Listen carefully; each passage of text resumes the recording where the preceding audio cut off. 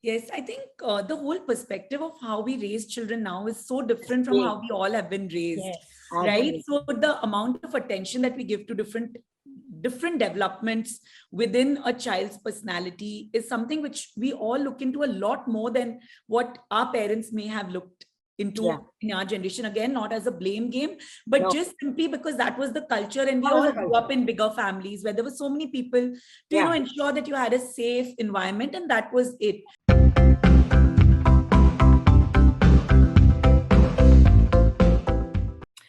Hi, everyone.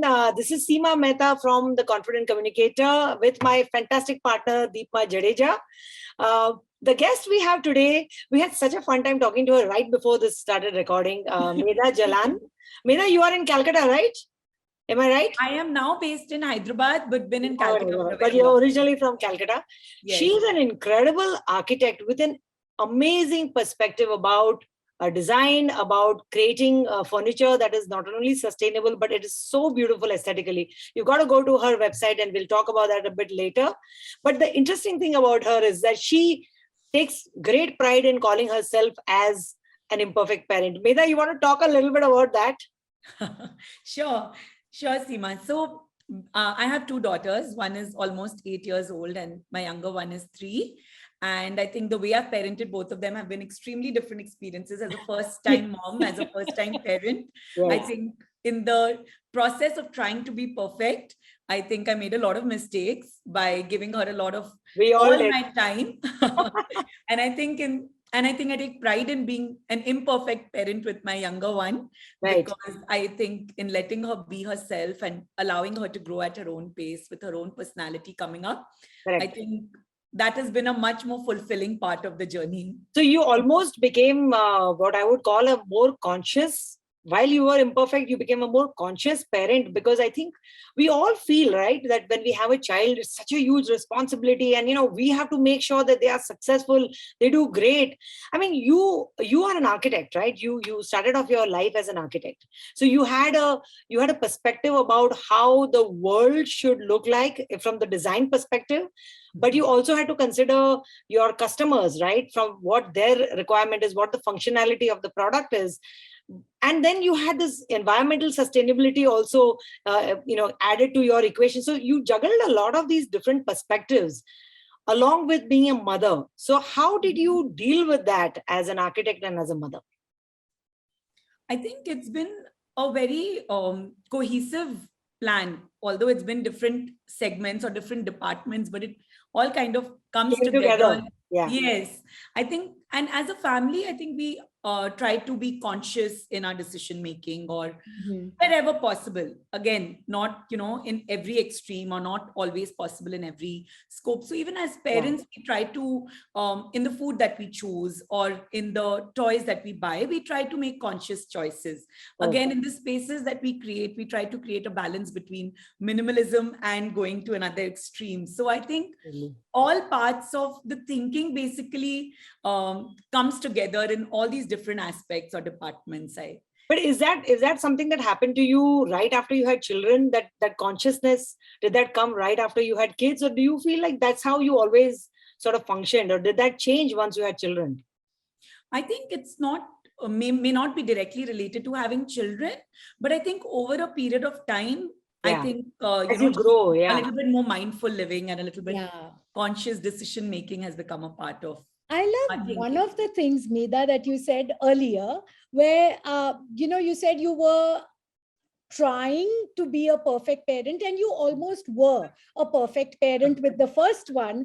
And then you allowed yourself to become more of an imperfect parent with the second one, because according to me, and I think you agree too, is perfection is exhausting, isn't it? And we, Absolutely. and we are, I mean, what I realized, I think, in my own parenting journey is that perfection can is finite. It can You can do it for a finite amount of time Yes. while you're a parent forever. Right.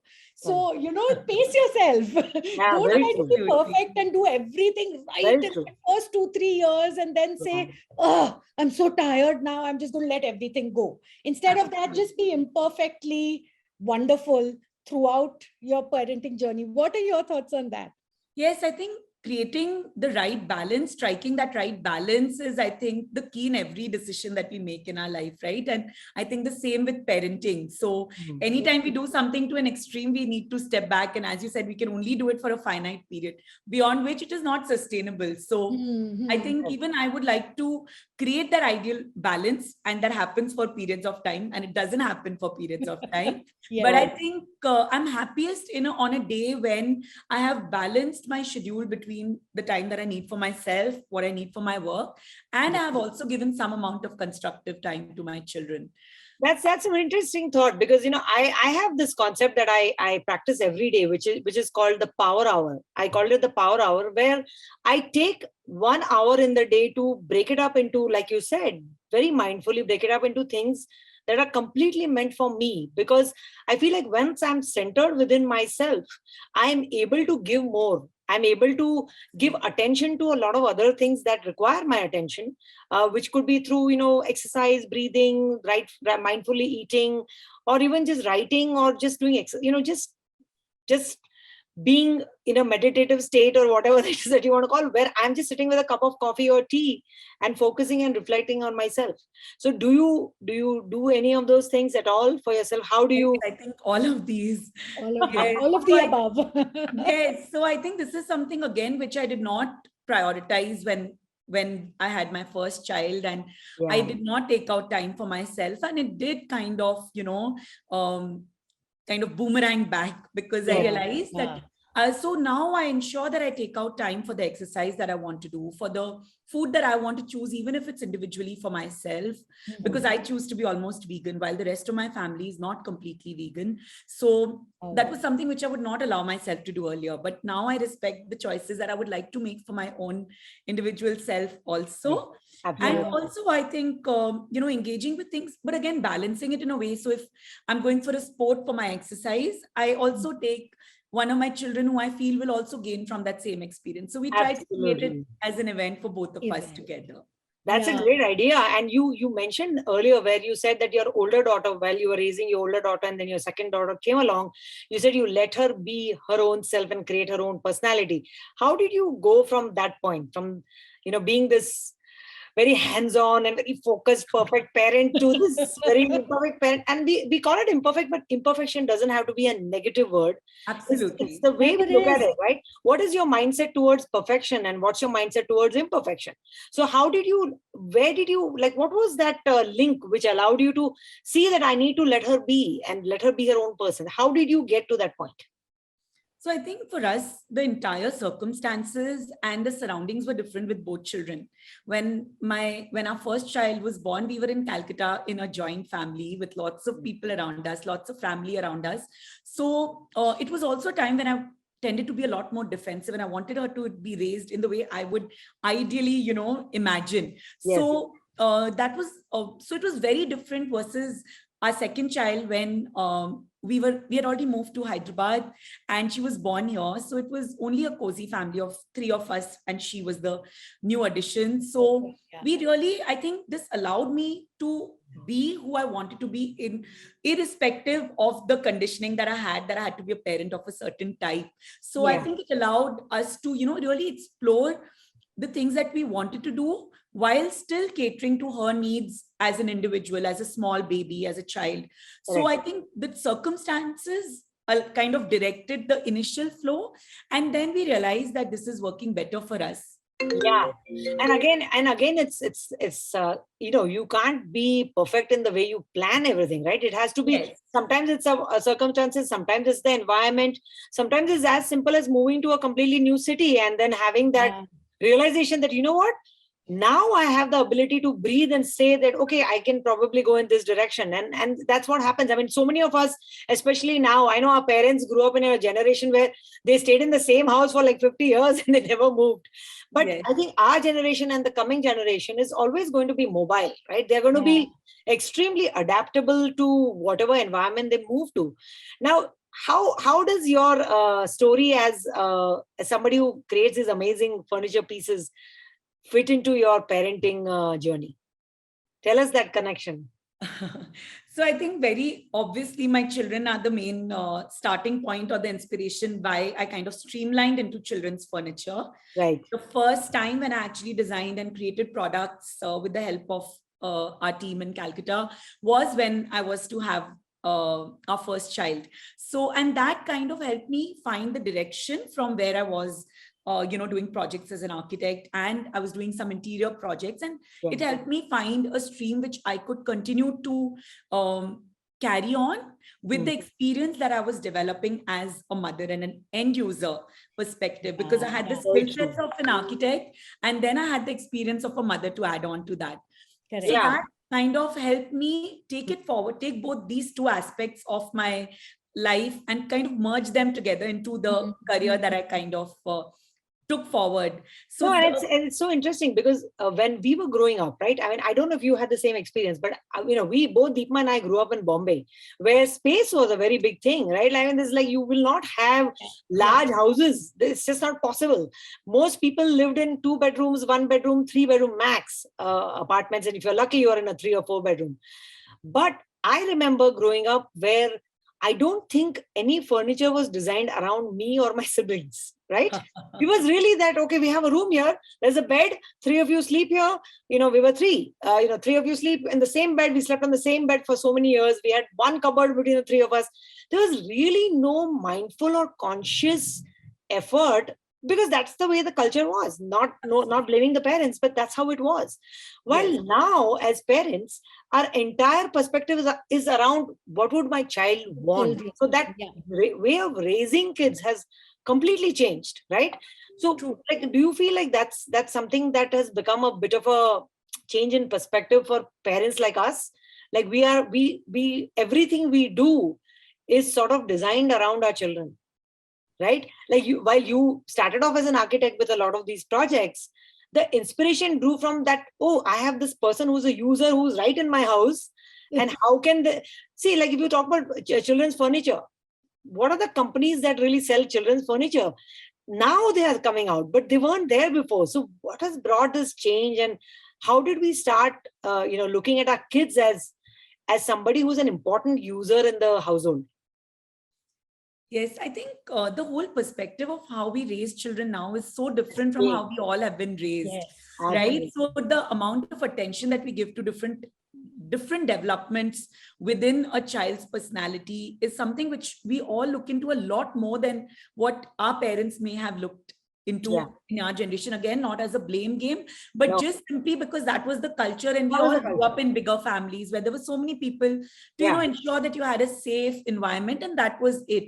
But I Yeah. think now, with everything changing around us worldwide and people realizing the value of investing in really conscious decision making with their children, I feel that is what is a driving force in our design, where we Well kind of said. create products where we aid the development of the child. So, the products themselves are functional, and in addition, they also help to develop certain personality traits because they are Yes. to their scale. So they give them that sense of confidence. They give Mm. them the right kind of ergonomics. They have that, they help them develop the pride of doing something independently. Very So the well said. very Yeah. subtle things which are part of, like how you mentioned, that soft skills are something which need to be developed right from childhood. It's not something which you can suddenly insert into an adult when they are grown up. And Absolutely. so I think these are the things. I think confidence is one of the biggest Yes. assets that we can give a child. So when things are to their scale, they're able to use things independently. Correct. It instills in them that confidence. So I think now parents are more aware of what they want their True. child to develop with. I think also Yeah. that if from a different perspective, there's more competition. So you want your child to have those extra skills. But Correct. also, I think we have less children and we have more Yes. focus towards what we would like them to grow up into. So Correct. I I saw. have one quick Yeah. question. One quick Go question. ahead. Just this previous question, you said that one of the things that has changed is that our how we view parenting has become very different, right? We've Yes. changed our view towards parenting. We've changed what we want our children to have. We want them to have the soft skills. We want them to have the confidence, all of that. But I've noticed that somehow one thing hasn't changed, and that is, especially when we're in big families, and you talked about living in a larger family when you were in Calcutta. One of the things that hasn't changed is the fact that we validate sacrifice on the part of the mother, right? And that's something that's very great. I sacrificed all this for you. I didn't care about myself. I didn't bother about myself. I left myself aside. I left my education aside, and I kept. But one of the things that I've noticed in my parenting journey, sadly, is despite the fact that I thought sacrifice was the most important thing, my children don't. They are They now don't value it anymore. They don't they are value that. grown-ups now, and when we talk to them, some of their memories are around my imperfect moments more than my wonderful, saintly, sacrificial moments. So what do you so what do you have to say about that? What would you like to tell parents, younger parents, parents of younger children now, who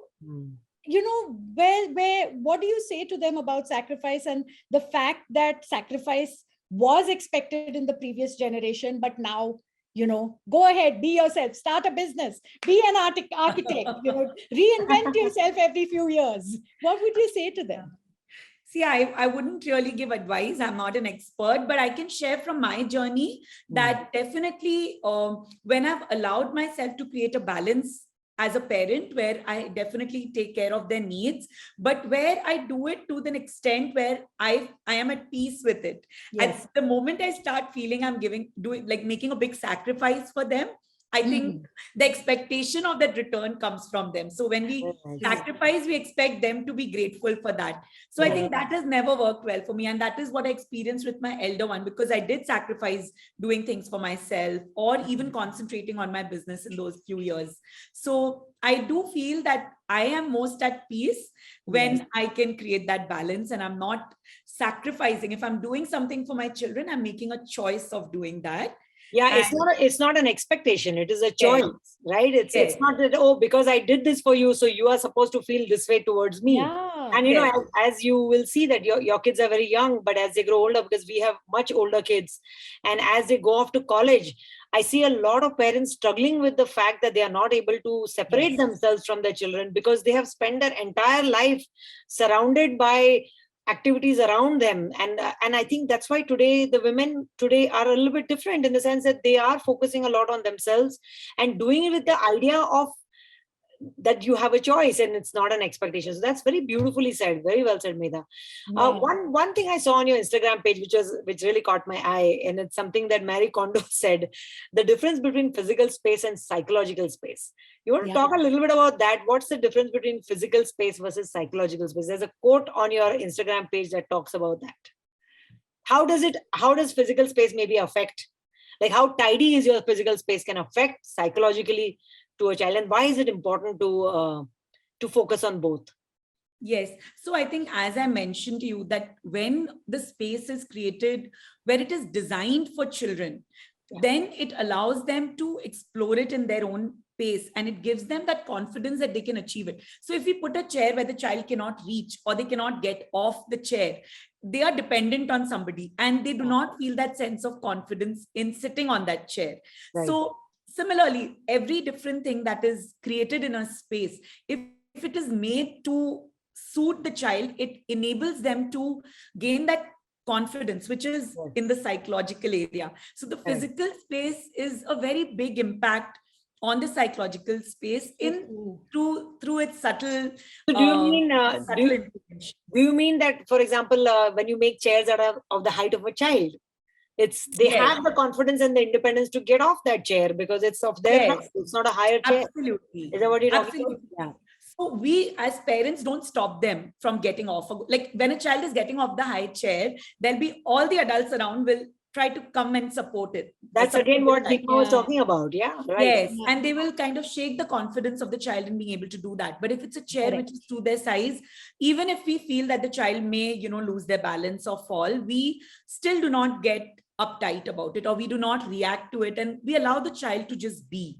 So I think allowing the child to make those mistakes in a safe environment allows them to also get the confidence to make the mistakes that they may need to make going forward. Absolutely. Absolutely. We always say, you know, confidence is based on practice.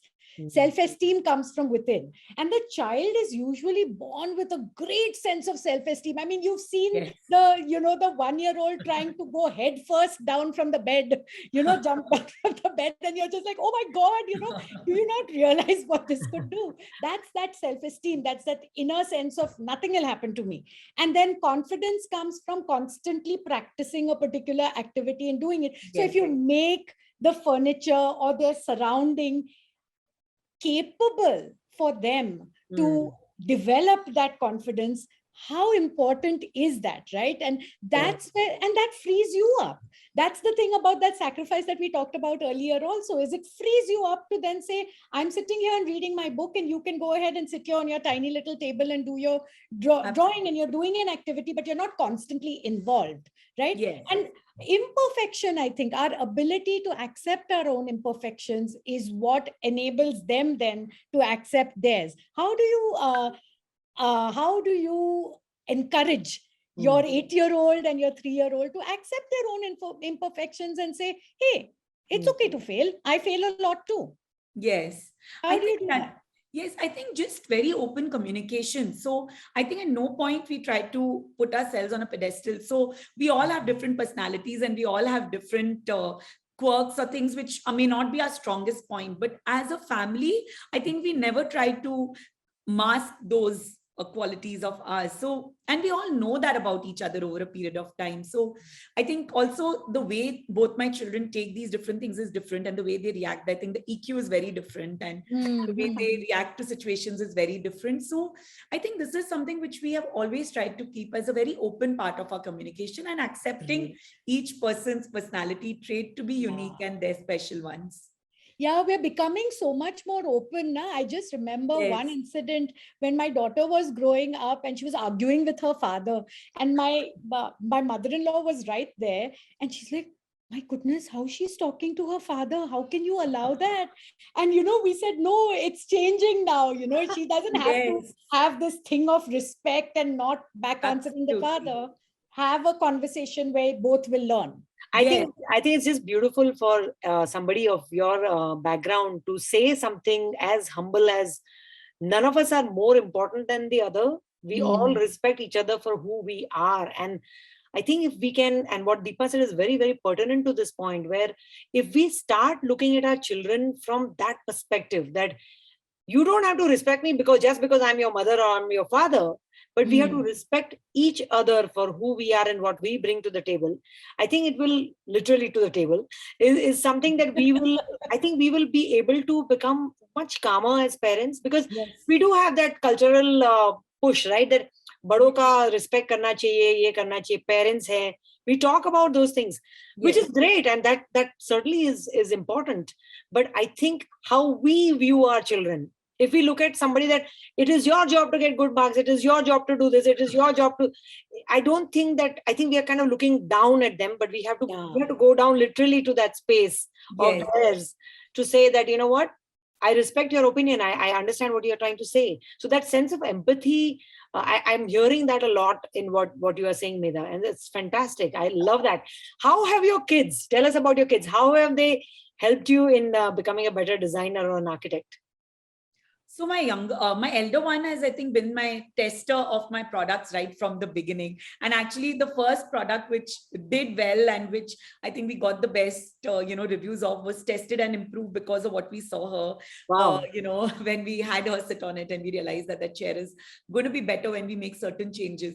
And I Right. think also they are constantly a part of the things that I do, but just by virtue of knowing what we do, or sometimes coming and seeing the things that I'm working on. So Yeah. I think they're a constant inspiration to me, and also the understanding that I bring to any project or any product comes from me being a parent also. So that's a very important thing which comes naturally because of my children. Yeah, and also you understand the other parents, right? You understand what they Yes, will probably look for because you have seen that in your own child, and yes, that's, I love that. I love that you are constantly bringing a lot of respect in this process of parenting, which I haven't heard in a really long time, because we always think that it's our job to teach them something. But when you get to the point where I am learning something from you, I think the children are also then more open to whatever we have to say, because they no longer feel like we are putting them down, or we're not going to the same level as them, but instead we are all learning from each other. So that's something I'm going to take away from this conversation for sure. Tell us about your company a little bit, so that our viewers can go check out your website before we end this conversation, so that I love how you talk about accessibility, because I was just thinking, my niece just recently asked me, she has a 2-year-old, and she said, how do I make him a reader? Both your children are readers. How do I make him a reader? And I said, I said exactly what you say on your website and in your on your Instagram. Make the books more accessible, right? Yes. Make sure the books are at a level where he can reach, so that he's not, because he's never going to, as a 2-year-old, ask you for a book which is on the top shelf over there.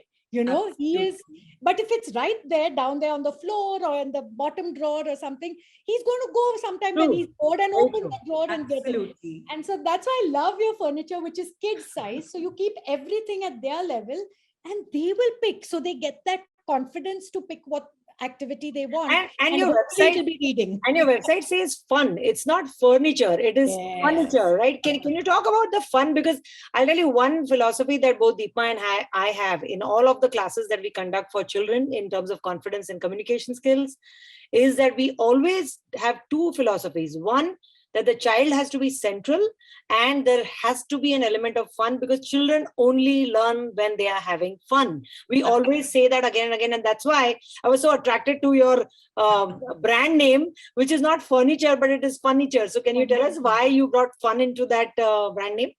I think exactly what you said, that, the name itself kind of talks about what children relate to most. And I think what we want to really do with our products, while they are still functional and serving the needs that they have to, they should be attractive to the children, so that, they relate to it and it feels like their space to them. And fun is, I think, the most relatable emotion for children of all the ages. Very so true. I think that's what we try to create in the name, in a way where it's not as obvious and yet it is visible. So we would actually... Is it possible to put your things together with your children? Is it something that, the parents and the child, everyone sits together and makes an activity out of it and puts the furniture together? Is it one of those, like you have to put it together? Is that how it works? How does it work? Yes, so a lot of our products are build it yourself.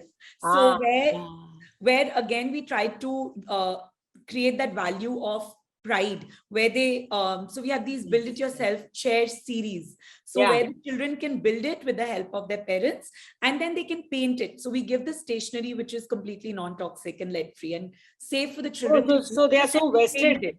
They're so vested in creating this product that they are probably going to feel more responsible and careful towards it, because they are making themselves.